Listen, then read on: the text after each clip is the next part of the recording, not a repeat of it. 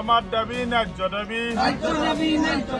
আমাৰ চাকৰি 60 বছৰলৈ সুনিশ্চিত কৰক ৰাজ্যজুৰি প্ৰতিবাদ মুখৰ পঞ্চায়ত আৰু গ্ৰাম উন্নয়নৰ ঠিকাভিত্তিক কৰ্মচাৰী ধৈৰ্যৰ বান্ধ ছিগি ক্ষোভৰ বহিঃপ্ৰকাশ এইসকল ঠিকাভিত্তিক কৰ্মচাৰী আমাৰ চাকৰি 60 বছৰলৈ সুনিশ্চিত কৰক আমাৰ কামৰ সম সুবিধা প্ৰদান কৰক ন্যায্য প্ৰাপ্তিৰ ক্ষেত্ৰত চৰকাৰৰ দ্বাৰা বঞ্চিত অৱহেলিত হোৱাৰ অভিযোগ আমাৰ সম বেতন দিব লাগিব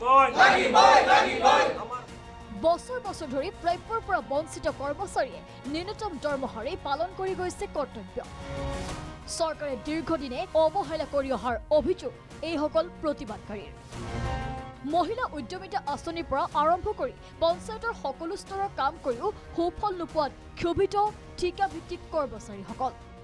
অৰুণোদয় কাম কৰিছোঁ এনৰেগাৰ কাম কৰিছোঁ বৃদ্ধ পেঞ্চন বিধৱা পেঞ্চন ৰেচন কাৰ্ড ইলেকশ্যনৰ ডিউটি মহিলাসকলৰ উদ্যমিতাৰ পৰা লৈ পেলাই গোটেই কামতে আমি পঞ্চায়তৰ প্ৰতিটো স্তৰতে আপোনাৰ গ্ৰামাঞ্চলৰ প্ৰতিটো স্তৰৰ সকলো উন্নয়নমূলক কামতে আমি জড়িত হৈ আছোঁ কিন্তু চৰকাৰে আমাক সুদৃষ্টিৰে নোচোৱাৰ কাৰণে আমি আজি এই অৱস্থান ধৰ্মঘটত বহিবলৈ বাধ্য হৈছোঁ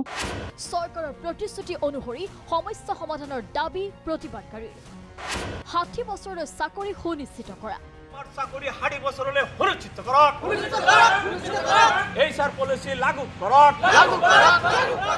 প্ৰতি বছৰে 10% দৰমহা বৃদ্ধি কৰা 30,000 টকালৈ দৰমহা বৃদ্ধি কৰা আৰু বিভিন্ন দাবী এইচআৰ পলিচি নীতি প্ৰণয়ন আৰু প্ৰয়োগৰ জৰিয়তে অধিকাৰ সুনিশ্চিত কৰাৰ দাবী প্ৰতিবাদকাৰী আমি একচুৱেলি মজুৰি হিচাপেহে পাই আছোঁ সেই মজুৰিৰ লগত আমাৰ নিম্নতম 30,000 টকাৰ একালিং আমাক বঢ়াই দিব লাগে 10% প্ৰতি বছৰে আমাক ইনক্ৰিমেণ্ট দিয়া হ'ব বুলি কিন্তু সেইটো কোনো ধৰণৰ মানে ৰেগুলাৰলি প্ৰত্যেক বছৰে নাই হয় 10%কে লাগিবই আৰু তৃতীয়তে আমাক আপোনাৰ এইচআৰ পলিচি একো নাই আমাৰ ডিএ নাই টিএ নাই আমাৰ সহকৰ্মী কেইবাজনো আমাৰ আপোনাৰ মানে কৰ্মৰত অৱস্থাত মৃত্যুবৰণ কৰিছে তেওঁলোকৰো সঠিক একো তেওঁলোকে পোৱা নাই বেতন সমদৰমহা যিটো আমি সমকাম সেই বস্তুটো পোৱা নাই আমাৰ যিটো 60 বছৰৰ যিটো চাকৰি সুনিশ্চিতকৰণ সেইটো কৰি দিব লাগে আমি অসম চৰকাৰক ভাৰতৰ ভিতৰত PMY ক্ষেত্ৰত পুৰস্কাৰ আনিবলৈ 3বাৰকৈ পুৰস্কাৰ আনি দিছোঁ অৰুণোদয় কাম কৰিছোঁ এনৰেগাৰ কাম বৃদ্ধ পেঞ্চন বিধৱা পেঞ্চনকে ধৰি ৰেচন কাৰ্ডৰ পৰা ধৰি আপোনাৰ ইলেকশ্যনৰ ডিউটিৰ পৰা লৈ পেলাই ৰঙাপাৰাত সদৌ অসম পঞ্চায়ত আৰু গ্ৰাম উন্নয়ন বিভাগৰ ঠিকাভিত্তিক কৰ্মচাৰীৰ ধৰ্মঘট মৰিয়নিত অসম পঞ্চায়ত আৰু গ্ৰাম উন্নয়ন বিভাগৰ ঠিকাভিত্তিক কৰ্মচাৰীৰ প্ৰতিবাদ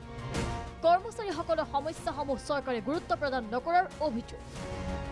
মৰাণ ওদালগুৰি ৰৌতা বাক্সাটো পঞ্চায়ত আৰু গ্ৰাম উন্নয়ন বিভাগৰ মন্ত্ৰী ৰঞ্জিত কুমাৰ দাস আৰু অসমৰ মুখ্যমন্ত্ৰী ডক্টৰ হিমন্ত বিশ্ব শৰ্মাক প্ৰতিবাদী কৰ্মচাৰীৰ আহ্বান দাবীসমূহ মানি ল'বলৈ ধেমাজিৰ বিভিন্ন প্ৰান্ততো গ্ৰাম উন্নয়ন বিভাগত ঠিকাভিত্তিক নিয়োজিত কৰ্মচাৰীৰ বিক্ষোভ কাৰ্যসূচী 2009 চনৰ পৰা আমি কৰ্মৰত কিন্তু আমাক এতিয়ালৈকে 60 বছৰ চাকৰি কৰাৰ স্বীকৃতিটো দিয়া নাই গতিকে আমি চৰকাৰক দাবী জনাইছোঁ এইটো আমাৰ ন্যায্য দাবী হয় আমি আজি সদৌ অসম পঞ্চায়ত আৰু গ্ৰাম উন্নয়ন বিভাগত কৰ্মৰত আমি ঠিকাভিত্তিক কৰ্মচাৰী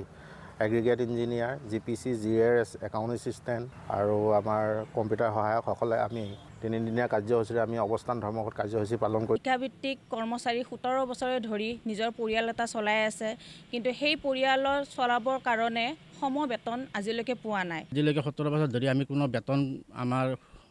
আমি যিখিনি পাবলগীয়া আমাৰ অধিকাৰ সেই অধিকাৰখিনি আমি পোৱা নাই আমি 10 বছৰ আগৰ পৰাই ছাৰপত্ৰ প্ৰদান কৰি আছোঁ কিন্তু চৰকাৰে আমাৰ প্ৰতি কোনো ধৰণৰ সদিচ্ছা গ্ৰহণ কৰা নাই ব্যুৰো ৰিপৰ্ট প্ৰাগ নিউজ